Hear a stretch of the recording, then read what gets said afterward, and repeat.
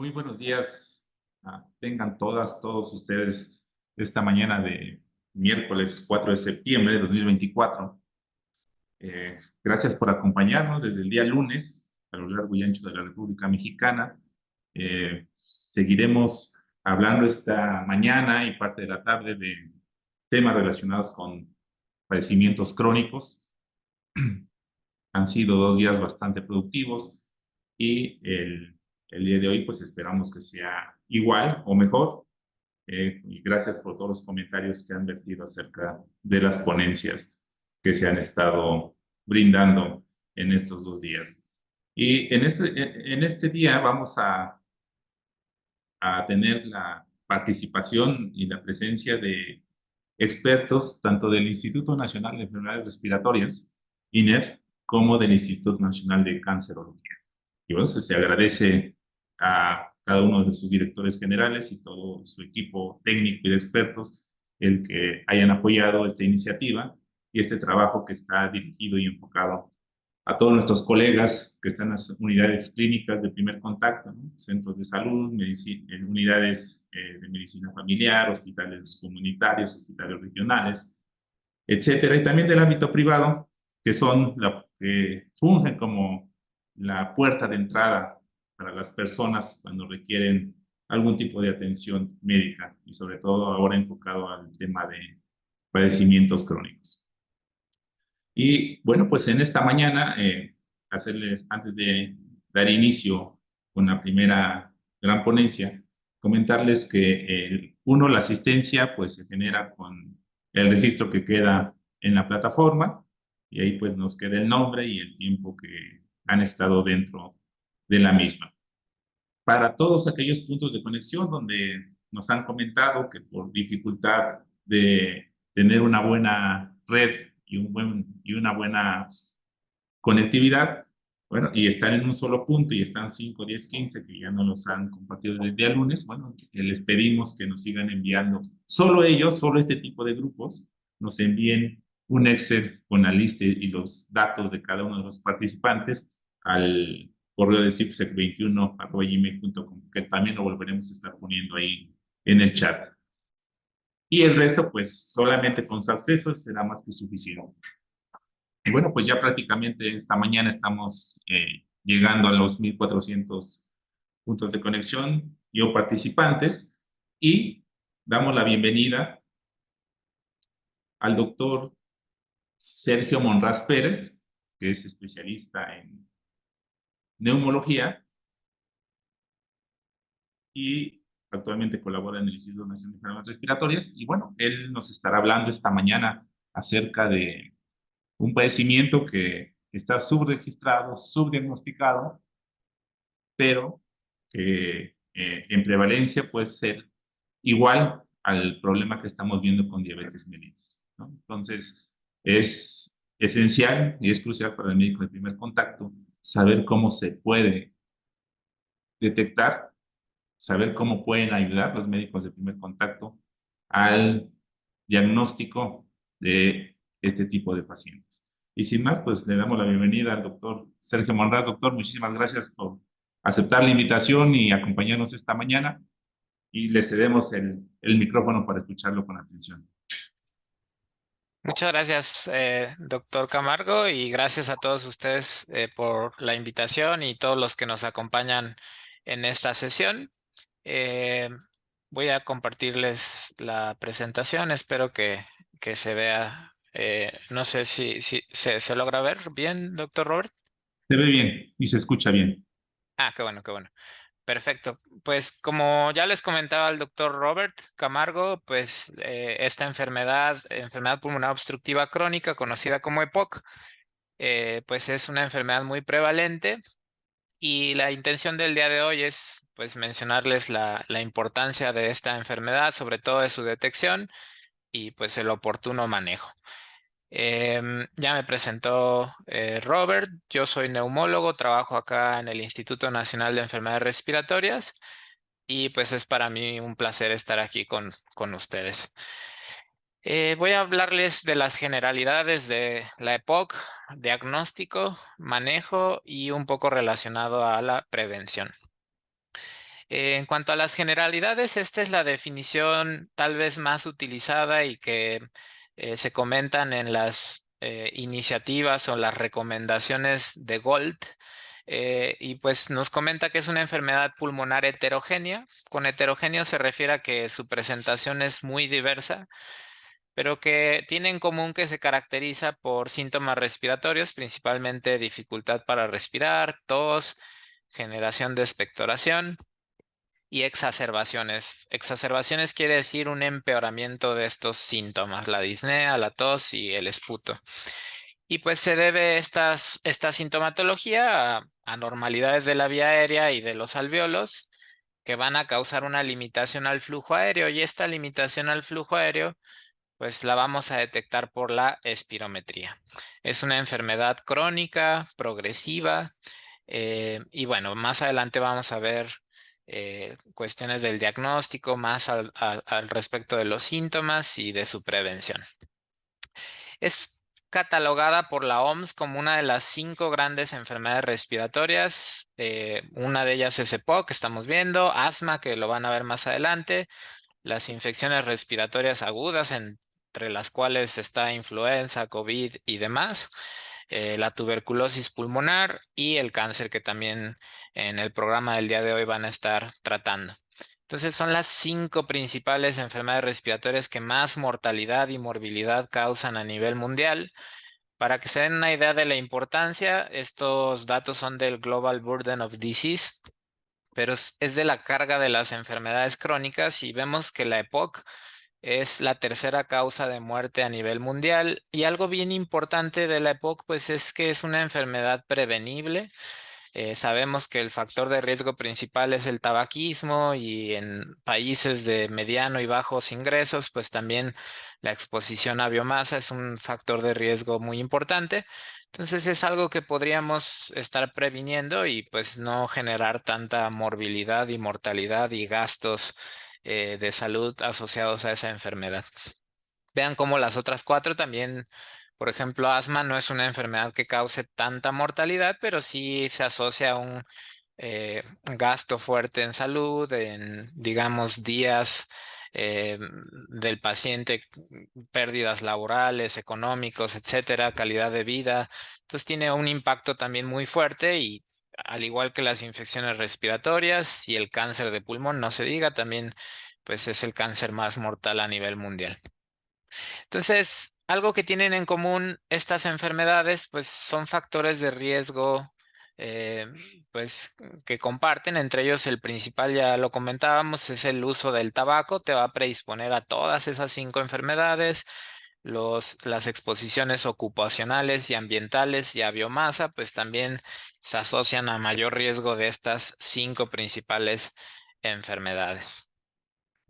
Ya decíamos que EPOC es la tercera causa de muerte a nivel mundial. Más o menos son 3.23 millones de muertes anuales. Y esta es la prevalencia calculada en México, 7.8%. Ese cálculo pues vino de un estudio muy grande y muy famoso digamos que se llevó a cabo de manera multicéntrica en 5 países de Latinoamérica, pero se calculó un 7.8% de prevalencia. Y eso que, digamos, más adelante vamos a ver, pero hay un subdiagnóstico muy importante. Entonces, pues creemos que este 7.8% pues no es la cifra más precisa, pero bueno, tenemos una prevalencia calculada alrededor del 7.8%. Em, en cuanto a EPOC, digamos, estos eran los fenotipos clásicos. Digamos, ahorita ya cambiaron un poco, pero conocíamos al soplador rosado, que principalmente padecía de enfisema, es decir, destrucción de los alvéolos. Y del lado derecho tienen la imagen de algo que conocíamos como soplador eh, o azul, perdón, abotagado azul o bronquítico crónico.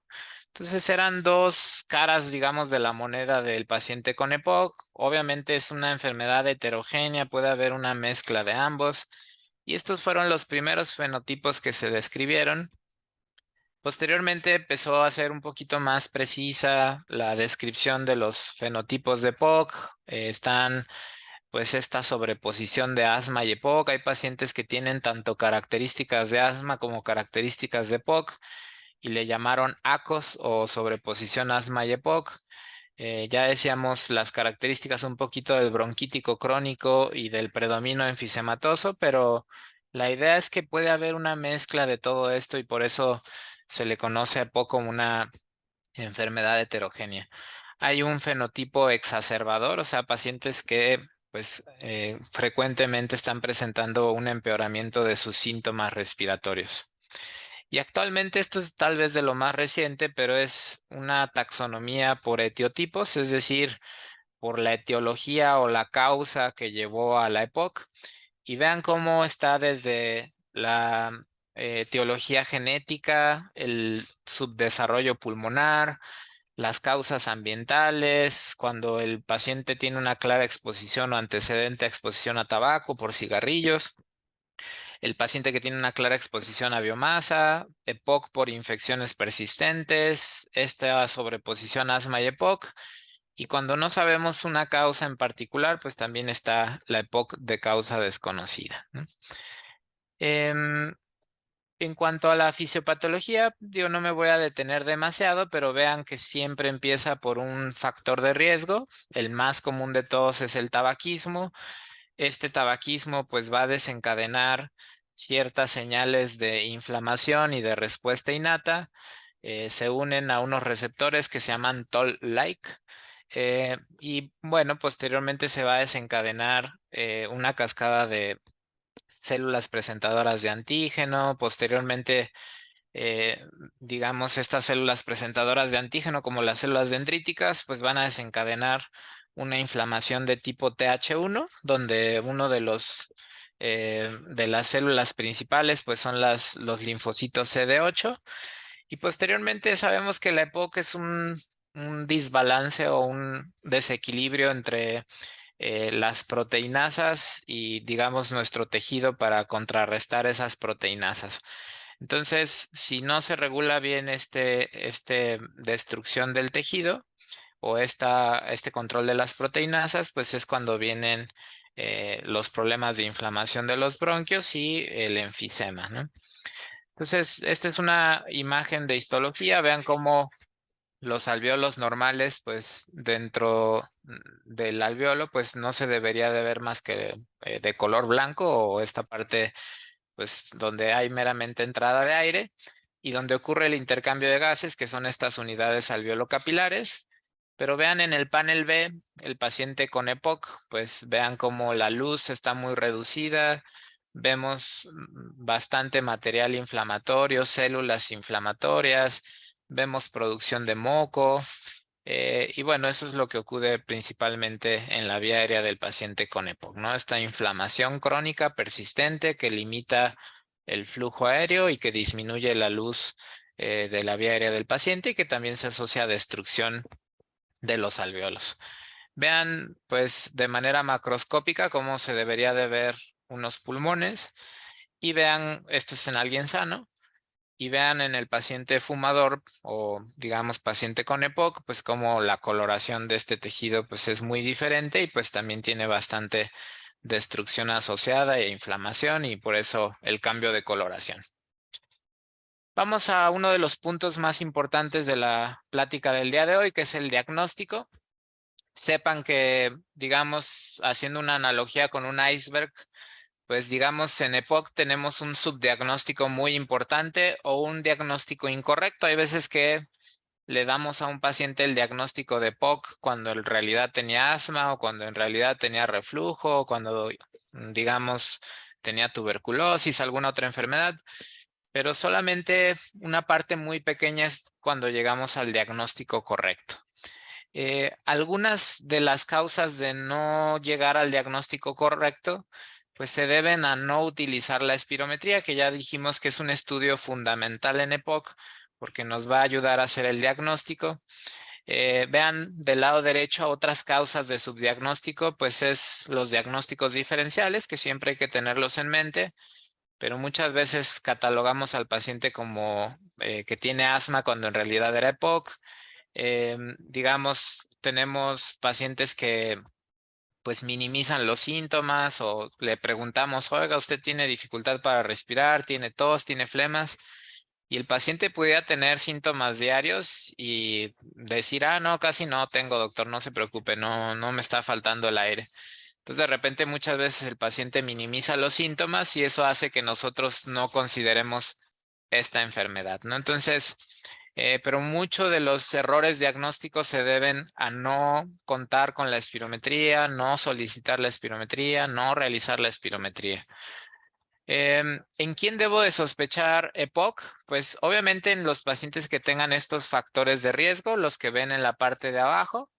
Si se fijan, está el tabaquismo, que es la causa principal o factor de riesgo principal.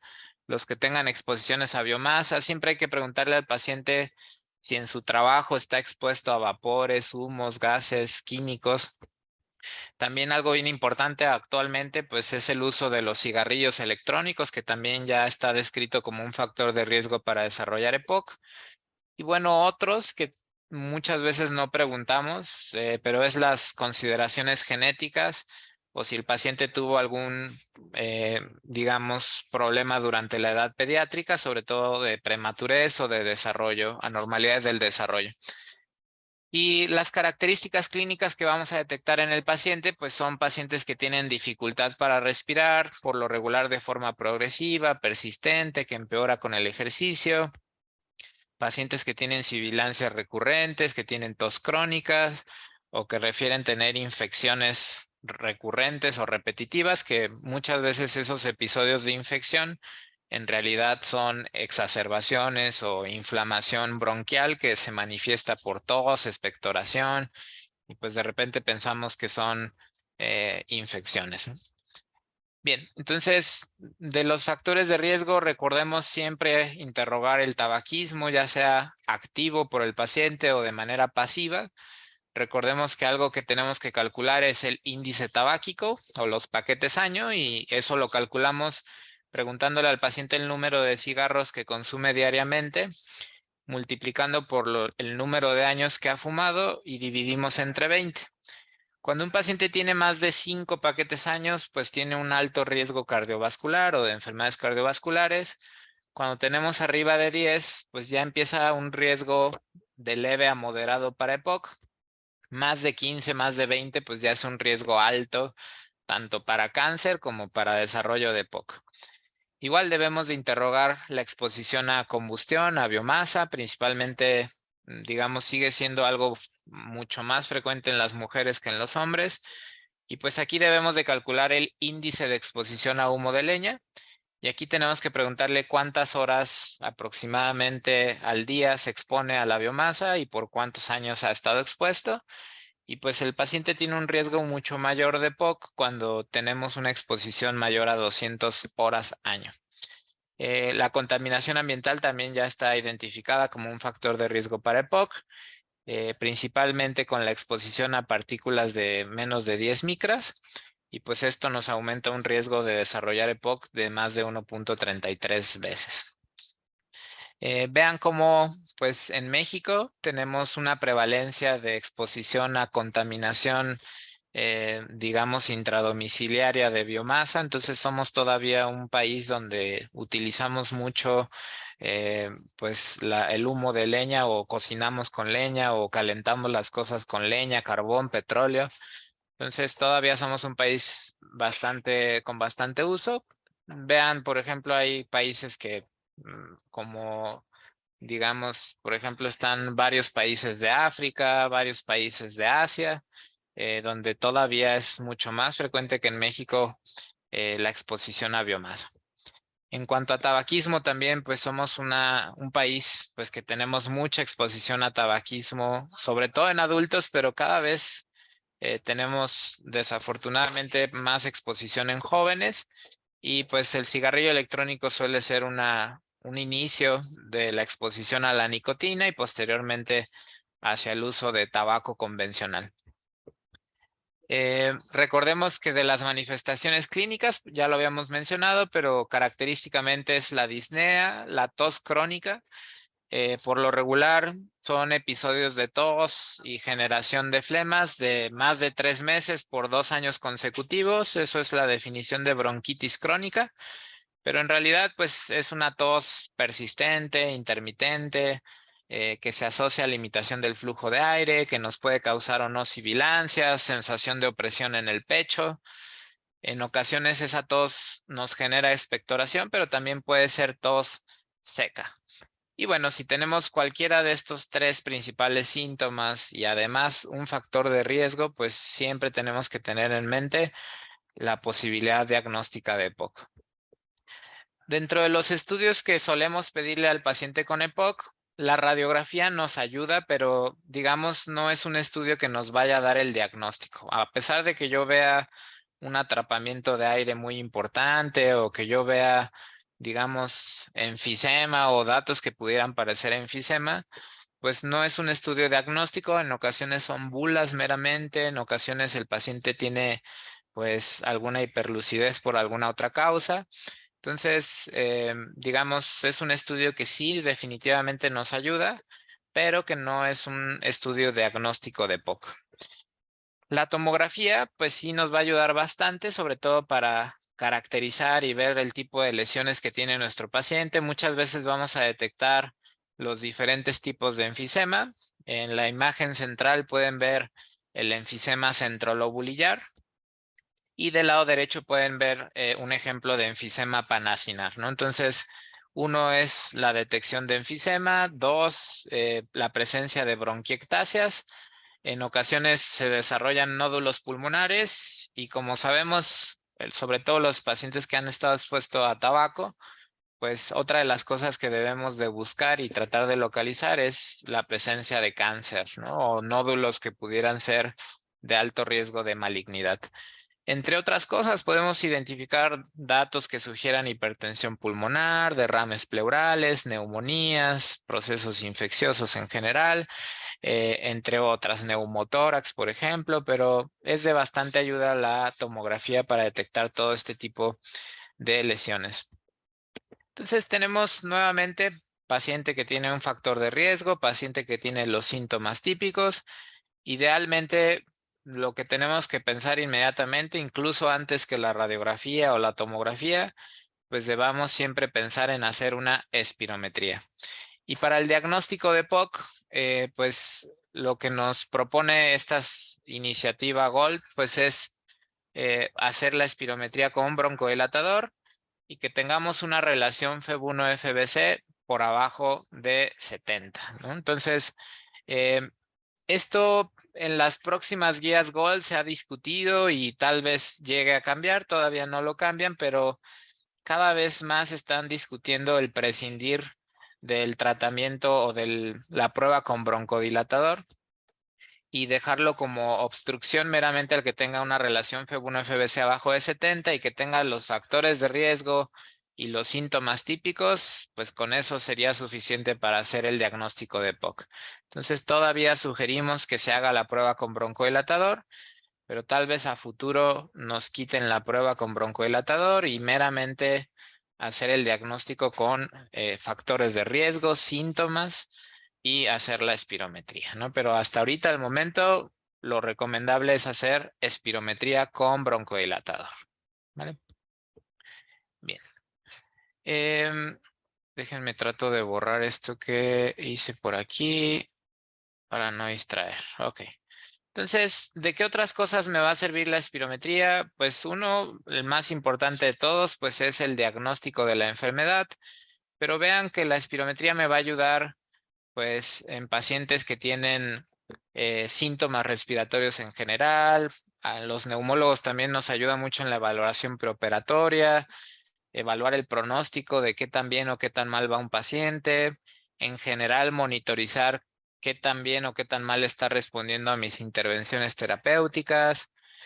No solo en EPOC, sino en varias de las enfermedades respiratorias, pues es un estudio bastante útil.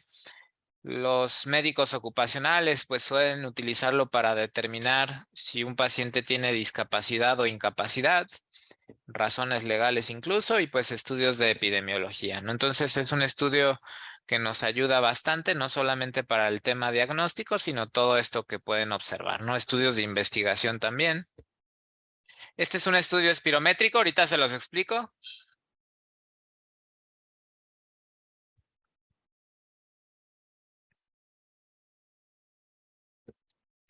Ok, entonces vean que la espirometría es un estudio que depende del esfuerzo del paciente. Si se fijan aquí, el paciente suele estar sentado, suele estar pues en una posición erguida, suele tener unas pinzas en la nariz, ya que el espirómetro detecta lo que entra y sale por la boca.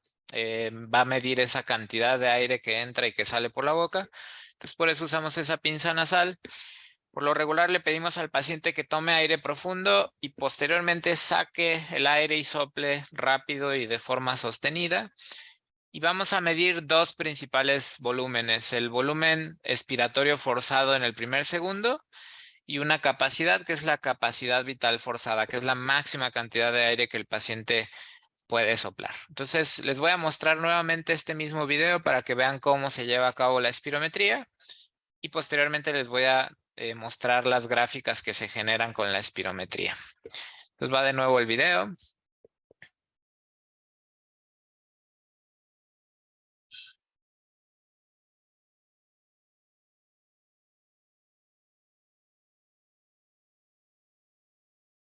Ok, y vean cómo la persona que está, digamos, coordinando la espirometría, por lo regular, médico, técnico, digamos, tiene que estar vigilando al paciente, pero también tiene que estar viendo el equipo de cómputo.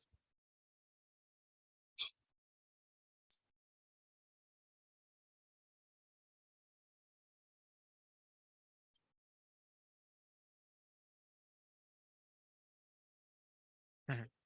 Entonces, mientras estamos haciendo la espirometría, pues tenemos que estar viendo al paciente, que no se nos desmaye, que no se nos caiga, que esté sujetando bien la boquilla, pero a la vez tenemos que estar viendo estas gráficas que se llaman de flujo-volumen y de volumen-tiempo, ¿no? Y que tengan, pues, estos criterios que les llamamos de aceptabilidad, de que está bien hecho un estudio, ¿no? Entonces, digamos, estas son las curvas que vemos principalmente. Esta es la de volumen-tiempo. Y aquí en el panel B podemos ver la curva típica de un paciente obstructivo, pues tenemos esta forma como de rodilla, digamos, y esta anatomía de esta curva se debe a que cuando el paciente tiene obstruidos sus bronquios o cerrados, pues cuando el paciente quiere sacar aire, pues digamos, no puede sacarlo todo en el primer segundo, se le dificulta más. Y pues ahí es cuando obtenemos esta relación FEB1-FBC por abajo de 70, ¿no? Y es lo que consideramos como obstrucción. Hay otros criterios, otras definiciones de obstrucción que no vamos a tocar mucho el día de aquí, pero se llama límite inferior normal y es un diagnóstico más preciso de obstrucción cuando consideramos el límite inferior normal. Sin embargo, la iniciativa GOLD, que es de las más utilizadas, pues nos dice que abajo de 70, pues podemos detectar un patrón obstructivo, aunque si queremos ser todavía más preciso en el diagnóstico de obstrucción por espirometría, debemos de utilizar el límite inferior normal. Ahorita les voy a mostrar una espirometría y van a ver eso del límite inferior normal. Ya mencionábamos un poco de la importancia de la espirometría. El más importante pues es llegar al diagnóstico correcto, pero también nos va a ayudar a graduar la gravedad de la obstrucción, pues saber qué pronóstico tiene mi paciente, ver si está respondiendo al tratamiento, considerar diagnósticos alternativos, ver si mi paciente está cayendo la función rápidamente o ver si son candidatos a otros tipos de tratamiento, ejemplo, trasplante, bulectomías, colocación de válvulas endobronquiales, etcétera. Vean cómo la espirometría me va a ayudar a catalogar al paciente. Una vez que yo llego al diagnóstico de POC, puedo catalogarlo como GOLD 1, GOLD 2, GOLD 3 o GOLD 4, de acuerdo al porcentaje del FEB1, ¿no? Entonces, recordemos que siempre debo de tener, pues, este FEB1 FBC por abajo de 0.7 o más correctamente por abajo del límite inferior normal. Y ya que tengo este patrón obstructivo, pues ya me fijo en el porcentaje del predicho del BEF1. Si yo tengo un FEB1 por arriba de 80, lo considero GOLD 1, entre 50 y 79 GOLD 2, 30 a 49 GOLD 3 y menos de 30 GOLD 4. Vean, por ejemplo, esta es una espirometría. Digamos, todos estos parámetros son los que suele venir en un reporte espirométrico. cuando yo voy a interpretar la espirometría, en el primer valor que yo me fijo es en la relación F1-FBC. Y si se fijan aquí en la columna que dice mejor, vemos que mi paciente hizo 0.642. De acuerdo a la iniciativa GOLD, por abajo de 0.70, pues ya se considera obstrucción. Pero lo más preciso es utilizar esta columna de aquí que se llama límite inferior normal. Entonces, por ejemplo, para este paciente, por lo regular de cierta edad, de cierta estatura, de cierto peso, este es su límite inferior normal. Lo que quiere decir que por abajo de esto, digamos, el paciente pues tiene un patrón obstructivo, ¿no? Entonces, la paciente en este caso tiene 0.642, está por debajo del límite inferior normal, entonces tiene obstrucción.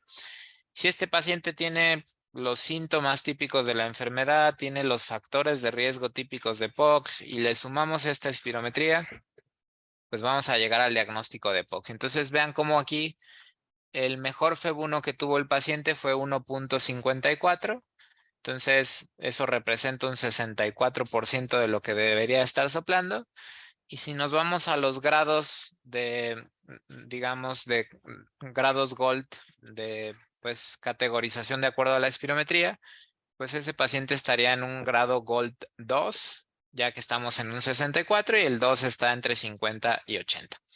Recuerden que siempre debemos de solicitar espirometría con broncodilatador para observar qué tanto cambio, qué tanta respuesta hay al broncodilatador. En ocasiones hay pacientes que se les quita el patrón obstructivo después del broncodilatador y me llevaría a pensar en otros diagnósticos alternativos como tal vez asma, ¿no? Bien. Otra de las cosas que debo de analizar en mi paciente, pues es en el interrogatorio, es preguntarles por esta escala que se llama MMRC y que nos habla de disnea. Y pues, como pueden ver, es pacientes que tienen MMRC 0, son aquellos que no tienen falta de aire más que al hacer ejercicio intenso. Y podemos llegar hasta el 4, que son los que tienen falta de aire en reposo, ¿no? Entonces, es una de las escalas muy utilizadas y que nos va a ayudar incluso en el manejo del paciente. Más adelante vamos a ver por qué. Hay otro cuestionario. Este cuestionario se llama CAT, que significa COPD Assessment Test. Pero es una prueba que nos habla de los síntomas del paciente, qué tanta carga de síntomas tiene el paciente.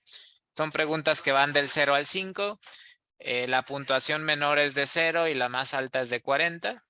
Y vean cómo los pacientes que tienen más de 10 puntos decimos que tiene una carga sintomática alta y los que tienen menos de 10 puntos pues tienen una carga sintomática baja. ¿De qué nos va a servir todo esto? De los grados GOLD, de preguntar el MMRC de disnea y el CAT, nos va a permitir catalogar al paciente con EPOC en 3 paneles, el panel A, el panel E y el panel B. Junto con el CAT, con el MMRC y las exacerbaciones, podemos catalogar en estos 3 paneles. Y vean, en exacerbaciones, cuando un paciente tiene una exacerbación que requiere de hospitalización, consideramos que es una exacerbación grave.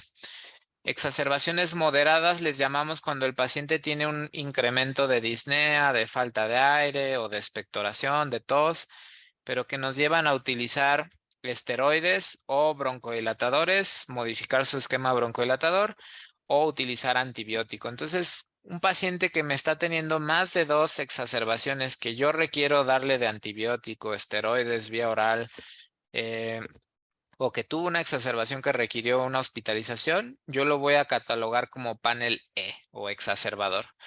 Si yo no tengo exacerbaciones o tengo una exacerbación leves o una moderada, va a depender de la carga de síntomas. Si el paciente tiene mucha disnea o tiene un CAT por arriba de 10 puntos, lo voy a catalogar como panel B. Si el paciente casi no tiene síntomas, casi no tiene disnea, tiene un CAT menor a 10 puntos y casi no se está exacerbando, lo voy a catalogar en un panel A. Y ahorita voy a comentarles por qué es importante esto de los paneles, porque cada uno tiene un tratamiento sugerido, ¿no? Entonces, recordemos que para llegar a estos paneles, pues necesito conocer el antecedente de exacerbaciones, haber preguntado el MMRC, que es la escala de disnea, y haber preguntado o hecho el cuestionario CAT. Entonces, acá les decía, las exacerbaciones leve, pues consideramos cuando tenemos un cambio de inhaladores o de uso de medicamento de rescate meramente. Las exacerbaciones moderadas son las que necesitamos usar antibióticos o esteroides vía oral o parenterales. Y las exacerbaciones graves son aquellas que llegan a requerir de hospitalización. Esto ya lo vimos, lo tenemos que preguntar en cada una de las consultas que vemos a nuestros pacientes, la escala MMRC que ya la vimos, el cuestionario CAT que ya lo vimos también. Hay otro que se llama BODE, que la B viene de Body Mass Index en inglés, índice de masa corporal, la O es de obstrucción medida por espirometría, la D es de disnea medida por MMRC y la E es de ejercicio medido por la caminata de 6 minutos. Y como pueden ver aquí, podemos catalogar o podemos sumar puntos de acuerdo a cada uno de estos valores y podemos asignar una gravedad o probabilidad de mortalidad en un año de acuerdo a esta escala de predicción que se llama BODE, que también es algo que preguntamos en cada una de las consultas de nuestros pacientes. Siempre, obviamente, tenemos que estar considerando otras posibilidades diagnósticas: asma, cáncer, tuberculosis, bronquiectasias. Estas primeras 4 también nos pueden dar patrones obstructivos en la espirometría, la fibrosis quística también. Debemos de pensar en otras enfermedades como reflujo gastroesofágico, descarga retronasal y rinitis, que son patologías que me van a dar tos crónica. Recordemos que el reflujo gastroesofágico incluso sigue siendo la causa principal de tos a nivel mundial. Y algo que bastante frecuente nos llega a la consulta de tos crónica son pacientes usuarios de IECAS, ¿no? Captopril, enalapril, lisinopril, etcétera. Son causa bastante frecuente de consulta por tos. Entonces, siempre consideren diagnósticos diferenciales, ya los mencionamos en la diapositiva pasada. Y vamos a pasar un poco al tratamiento de la EPOC. Siempre en todas las consultas debo de buscar ayudarle a aliviar los síntomas al paciente, que mejore su tolerancia al ejercicio, tratar de enlentecer la caída de la función pulmonar, evitar exacerbaciones, pues obviamente disminuir la mortalidad y mejorar la calidad de vida del paciente. Todo eso es nuestro panorama que debemos de tener siempre en mente para tratar al paciente con EPOC. Ya dijimos todo lo que tengo que estar evaluando siempre, tanto en la consideración diagnóstica, los síntomas, los factores de riesgo, realizar la espirometría. Ya dijimos las escalas que voy a utilizar para graduar la gravedad de la EPOC y categorizar en estos paneles A, B y E. Y posteriormente voy a tomar la decisión de qué fármacos voy a utilizar, que es lo que vamos a ver en las siguientes pláticas, en las siguientes diapositivas, perdón. Y en el manejo también debo de considerar, pues, ayudarle al paciente a dejar de fumar, ver qué vacunaciones tiene mi paciente, ayudar en la parte nutricional, psicológica, en la parte de rehabilitación, en el manejo de las comorbilidades, que también van de la mano con, pues, las exacerbaciones de POC, ¿no? Entonces aquí viene la importancia de lo que les decía de categorizar en los diferentes paneles: el panel A, el panel B y el panel E. Entonces, el panel A, que son los pacientes con menos síntomas y que no tienen exacerbaciones, pues básicamente puedo utilizar un solo broncodilatador de larga acción, ya sea un LABA o un LAMA. Digamos, LABA pues viene de Long Acting Beta Agonist, o sea, son betas agonistas de larga acción, y los antimuscarínicos, pero la idea es contar con un broncodilatador de larga acción. Si estoy en el panel B, es decir, los pacientes muy sintomáticos o que tienen exacerbaciones moderadas, pues debo de usar una terapia dual. Pero en los pacientes que tienen exacerbaciones, más de 2 exacerbaciones moderadas o una que requiere de hospitalización, pues de cajón va una doble terapia y debo de evaluar si le agrego una triple terapia, es decir, agregar corticosteroides. Los que tienen mayor beneficio son los que tienen más de 300 eosinófilos, pero también hay pacientes que no tienen esos 300 eosinófilos y se van a beneficiar de la triple terapia. Ahorita vamos a ver quiénes son. Siempre en la elección de un inhalador yo debo de tener o considerar, pues, uno, que esté disponible en el mercado ese inhalador. De repente ni siquiera llegan a México todavía y ya lo estamos ahí prescribiendo.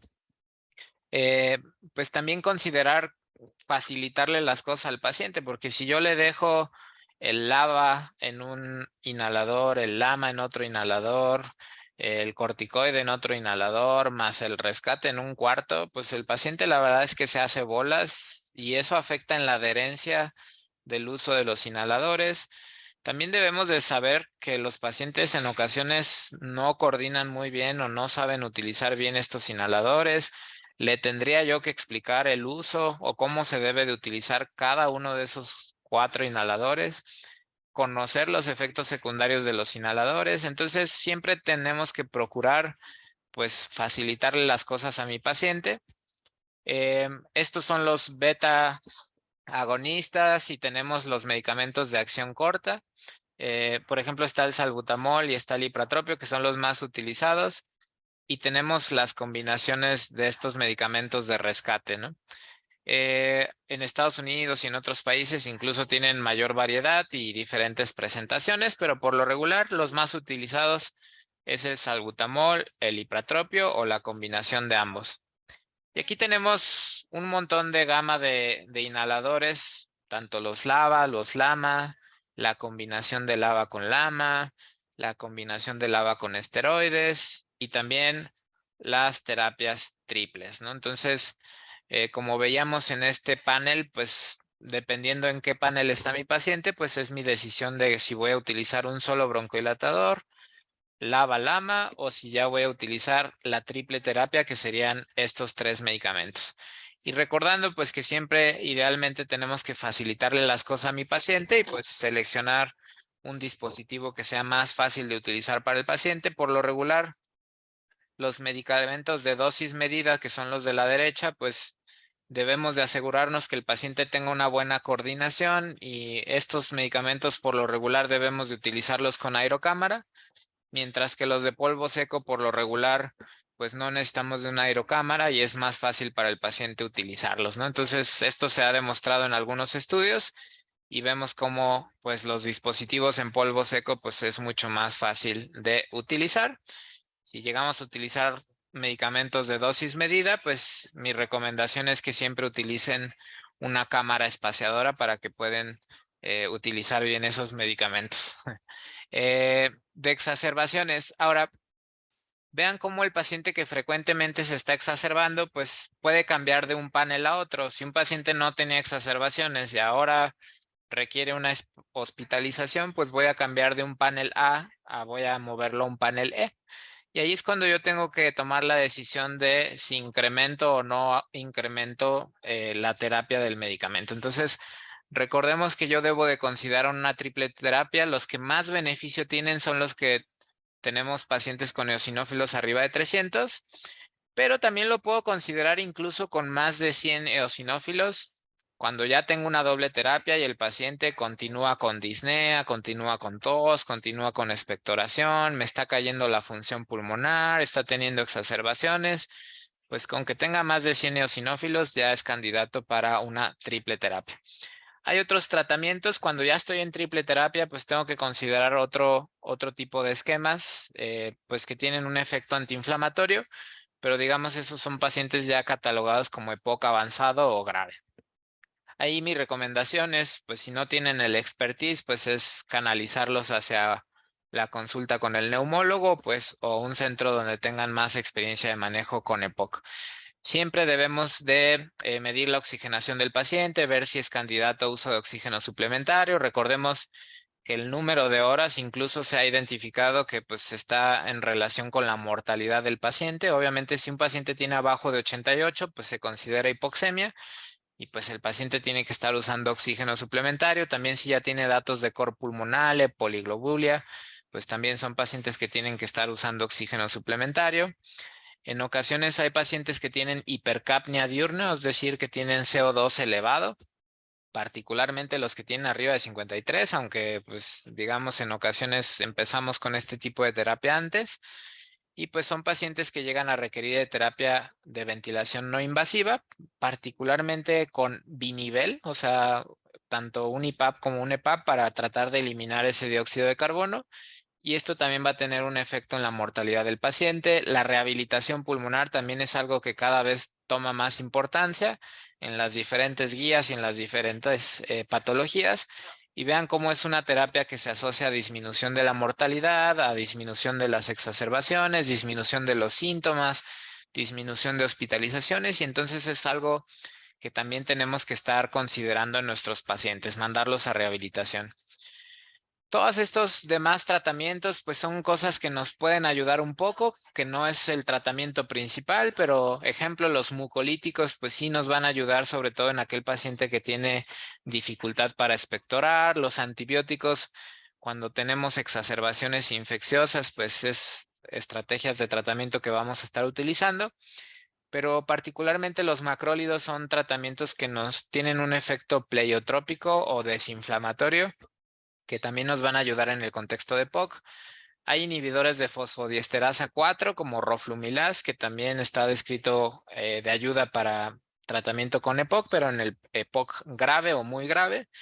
Y pues bueno, como decíamos, la EPOC es una enfermedad que tanto va a afectar la parte anímica, la parte psicológica, la parte de nutrición.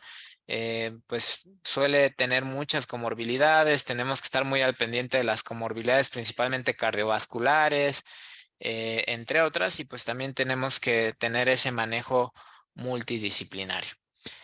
Hay también estrategias invasivas que cada vez tenemos más experiencia, pero todavía hace falta trabajarlo aquí en México. Por ejemplo, hay pacientes que son candidatos a trasplante pulmonar. Otro tipo de cirugía que se llama de reducción de volumen, el uso de válvulas endobronquiales, colocación de stents, bulectomía, digamos, son para casos muy particulares y que acá en México pues sí tenemos experiencia, pero digamos todavía se requiere más experiencia en este tipo de tratamientos invasivos. Por último, las últimas diapositivas tienen que ver con la prevención.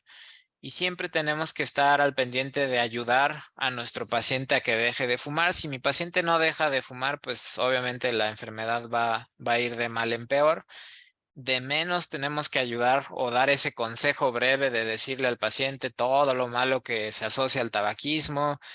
Si sabemos o podemos dar terapia farmacológica, qué mejor. Si no sabemos dar terapia farmacológica, pues al menos tener en mente dónde se encuentran las clínicas de ayuda para dejar de fumar y canalizar a mi paciente hacia esas clínicas.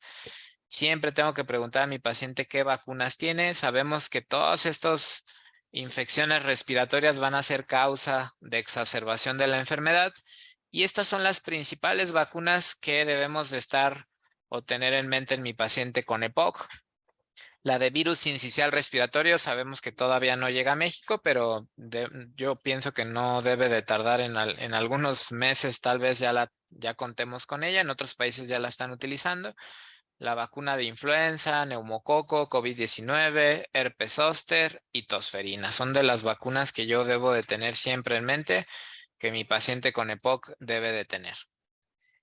Igual hago mucho énfasis en el tabaquismo y en el vapeo. El cigarro electrónico ya está documentado que es un factor de riesgo para desarrollar EPOC, y pues siempre debo de pues preguntar al paciente qué tanto fuma, qué tanto vapea, qué tanto deseo, qué estrategias ha utilizado para dejar de fumar.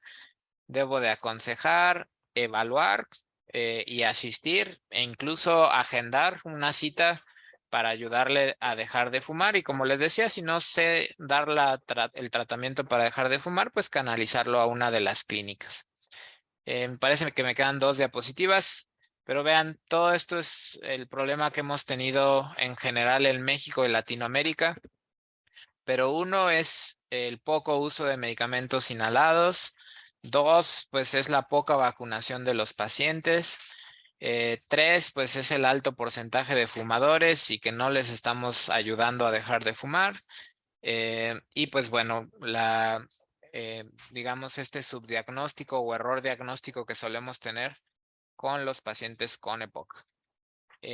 Como conclusión y pasar a las preguntas que alcancemos a resolver, pues EPOC sabemos que es una enfermedad respiratoria muy importante. Ya dijimos, la tercera causa de muerte a nivel mundial. La espirometría sigue siendo la herramienta diagnóstica más importante para detectar EPOC, pero sobre todo es que ustedes lo sospechen, que ustedes interroguen los factores de riesgo, sepan cuáles son los síntomas más importantes y que obviamente posteriormente soliciten la espirometría. Ya vimos un poco en relación al tratamiento broncodilatador de acuerdo al panel en el que se encuentre mi paciente.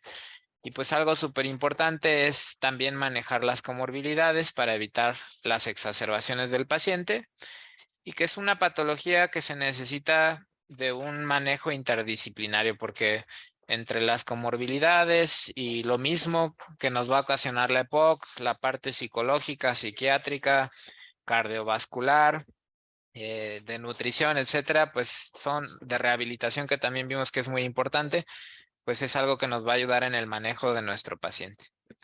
Aquí les dejo mi correo por si llegan a tener alguna duda, pregunta que me quisieran hacer de manera personal, pues estoy a la orden para resolverlo. Y pasamos, si nos da tiempo, para la sección de preguntas y respuestas. Yo estoy aquí a la orden. Muchas gracias, doctor Jorge Monraz. Digo, la verdad es que eh, es de agradecer que en una hora o en 50 minutos podamos tener prácticamente todo el panorama de lo que es la enfermedad pulmonar obstructiva crónica.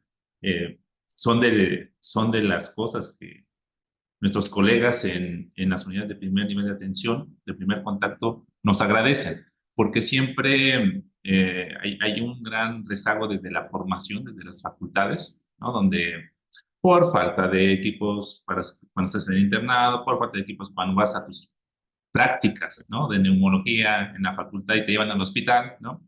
Que a lo mejor no tienes espirómetro, que a lo mejor no hay neumólogo, pues a lo mejor lo lees, ¿no? Y estudias para pasar el examen, ¿no? El semestre, la materia, pero se queda muchas veces ahí, ¿no? Y vamos titulándonos como médico general, entramos a lo mejor a la especialidad de medicina interna o de medicina familiar o integrada, o etcétera, alguna paralela en neumología, pero al final no terminas de practicar, ¿no? O de adentrarte más a la atención de estos padecimientos, a no ser que como ustedes como expertos no tengan acceso a una especialidad o entren a una especialidad o subespecialidad como antes era. Entonces, de ahí que se agradezca este resumen que se hizo. Y bueno, hay varias preguntas y sí tenemos algunos minutos. Vamos a tomarlas en cuenta. Nos dicen, ¿qué fuente de bibliográfica o guía nos puede servir para poder abordar esta información con más calma, doctor? Claro. Felicidades, excelente ponencia. Adelante, doctor. Gracias, perdón por la interrupción. En cuanto a guías, miren, tenemos una gran variedad de guías. La más utilizada y la más leída por todos, pues son las recomendaciones Gold, que son, como tal, no es una guía de práctica clínica, es una iniciativa y son recomendaciones, pero es la más completa y la más actualizada. Se actualiza año con año. Sin embargo, en México tenemos guías mexicanas de POC. Lo malo de estas guías es que no se actualizan año con año, pero la verdad es que son muy bien hechas, muy bien desarrolladas, son expertos mexicanos. Eh, el panel conformado y la metodología utilizada incluso llega a ser mejor que la iniciativa Gold. Entonces tenemos guías mexicanas de manejo de POC, tanto de del paciente con EPOC y el paciente exacerbado. Entonces, digamos, esa es una fuente bibliográfica muy importante. Y también están las guías de práctica clínica que también son bastante útiles y que nos van a dar las recomendaciones principales y puntuales, pero sabemos que muchas veces no se actualizan año con año, que eso es tal vez una de las cosas que tenemos que tomar en cuenta, ¿no? Pero esas tres principales bibliografías son las que yo les sugeriría. Ok, muchas gracias, doctor. Otra pregunta, nos dicen si hay algunas guías, algunas recomendaciones para la actividad física para estos pacientes cuando ya son diagnosticados y están bajo tratamiento para EPOC. Sí, bueno, sí tenemos recomendaciones, tenemos documentos que nos orientan al tipo de ejercicio, pero la realidad es que no conozco guías de práctica de pura rehabilitación. La realidad es que ya sí nos falta como un poco pues, digamos, de este tipo de recursos como para dar recomendaciones muy puntuales. Obviamente hay ensayos clínicos, hay estudios observacionales, incluso comparando diferentes tipos de estrategia de rehabilitación. La realidad es que son terapias muy individualizadas de acuerdo a lo que el paciente puede hacer, lo que puede alcanzar, lo que quiere alcanzar el paciente. Entonces es difícil generalizar el tipo de ejercicio que necesita el paciente. Algunos se enfocan a actividades de la vida diaria, otros se enfocan a los síntomas respiratorios del paciente, otros al manejo de secreciones. Entonces sí es un poquito complejo en ocasiones darles las recomendaciones de un tipo en especial de ejercicio, pero algo importante es eso, el reconocimiento de que los pacientes necesitan rehabilitación, de que pues muchas veces necesito canalizarlo a un centro de rehabilitación o enviarlo al especialista para que de forma individualizada le hagan estas recomendaciones del tipo de ejercicio o rehabilitación que tiene que tener el paciente. Pero sí, hay algunos ejercicios, digamos, algunas recomendaciones de lo que se puede hacer, va desde caminatas, digamos, ejercicios respiratorios para mejorar la fuerza, la coordinación del paciente. Pero bueno, son, como les decía, siempre muy individualizados dependiendo si estoy con EPOC grave, que son usuarios de oxígeno suplementario. En ocasiones me tengo que ir con mayor cuidado que aquellos que tienen una enfermedad más estable o con menos gravedad. Muchas gracias. Seguimos con las preguntas, doctor. Nos comentan cuáles serían los criterios o los síntomas que nos estarían dando la sospecha de un paciente que ya tiene POC y que probablemente se esté exacerbando.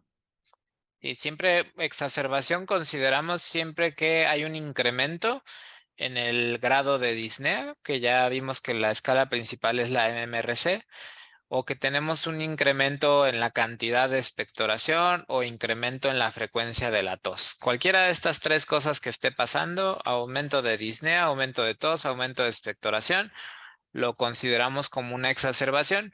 La parte difícil tal vez es tratar de identificar si esa exacerbación se debió a una, no sé, un cambio de clima, se debió a una exposición ambiental, si se debió a COVID, si se debió a una exacerbación de origen bacteriano o viral, si se debió a una exacerbación de origen cardiovascular. Entonces, ahí la parte tal vez más complicada es determinar de qué me pudo haber llevado a esta exacerbación, pero meramente con que tenga aumento de tos, aumento de disnea o aumento de expectoración, ya lo consideramos como una exacerbación. Muchas gracias. Bueno, también aquí tenemos otras preguntas. El doctor nos dice, con respecto a pacientes que consumen marihuana, ¿sería el mismo riesgo de desarrollar EPOC que los fumadores habituales de tabaco? ¿O el riesgo aumenta o disminuye? Digamos que tiene diferentes tipos de problema. La realidad es que hay un menor riesgo particularmente para el desarrollo de EPOC, pero la marihuana también está muy asociada, o sea, también es algo que tiene combustión, también me va a predisponer a riesgo de bronquitis, de POC, de cáncer, y es una exposición muy, eh, digamos, que está muy relacionada al desarrollo de bulas y de neumotórax, por ejemplo. Entonces, digamos, desarrolla otro tipo u otra vía de inflamación diferente a la EPOC, pero que también, digamos, puede llegar a desarrollar EPOC, bronquitis crónica y síntomas muy parecidos a la EPOC. Entonces, también es un factor de riesgo, una cascada de inflamación diferente, pero que a fin de cuentas va a generar esa inflamación y que también nos puede llevar a la EPOC. Y bueno, también siguen las felicitaciones. Gracias por los conocimientos que nos comparte esta mañana. Gracias, magnífica ponencia, muy didáctica. Y una de las preguntas es, ¿cuáles son los medicamentos combinados que usted, según tu experiencia, recomienda para pacientes que están en, bueno, hablando de una clasificación de GOL, en un estadio B? Ok, entonces, digamos, cuando es un estadio o un panel B, digo, comentábamos que lo ideal es utilizar la combinación de LABA con LAMA.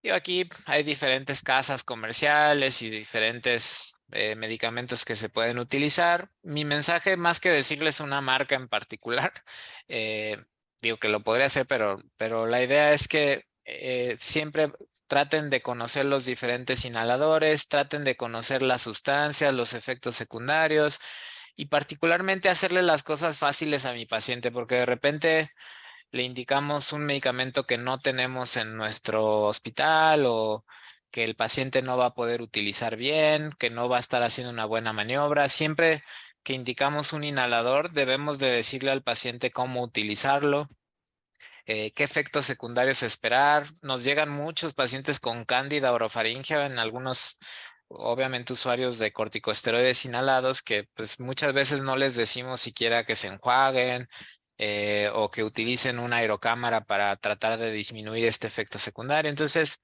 más que decirles una marca comercial, pues en el panel B nos toca un lava con lama y pues traten de conocer los diferentes inhaladores, cómo utilizarlo y explicarles a los pacientes cómo deben de usarlos. Ok, doctor, tenemos otra pregunta. Nos dicen, entonces tendríamos que considerar realizar la espirometría a toda la población general como una medida preventiva o solo a personas con factores de riesgo. La idea es solo factores a los pacientes que tienen factores de riesgo. Como dijimos, pues por lo regular voy a considerar EPOC a pacientes, digamos, en edad mayor de 40 años por lo regular y que nos están refiriendo disnea, tos, flemas y que tienen este factor de riesgo ya sea de tabaquismo, exposición a biomasa, ocupacionales. Esos son los candidatos principales a que yo les haga la espirometría. Más que, digo, de repente se hacen campañas, pues de tratar de hacer espirometría en la población, sobre todo para medir prevalencias o incidencia de la enfermedad, más que como estrategia de tratar de detectar a los más posibles, pero lo ideal es siempre a los que tienen factores de riesgo y a la población con más riesgo de desarrollo de esta enfermedad. Muchas gracias, doctor, por su pregunta, su respuesta puntual. Y tenemos aquí otra que nos dice, para pacientes con complicación de uso de inhalador, que no Ujú. se puede contar con recurso para aerocámara por uso de polvo seco, ¿qué otro recurso se puede utilizar? Y también, junto con pegado, nos dice, ¿la aerocámara se inhala por boca o por nariz? Bueno, primero empiezo por la última. La aerocámara va por la boca. Es siempre, digo, hay varias estrategias de inhalación, desde respiración única por la boca, meter aire profundo y tratar de aguantar 10 segundos y después exhalar.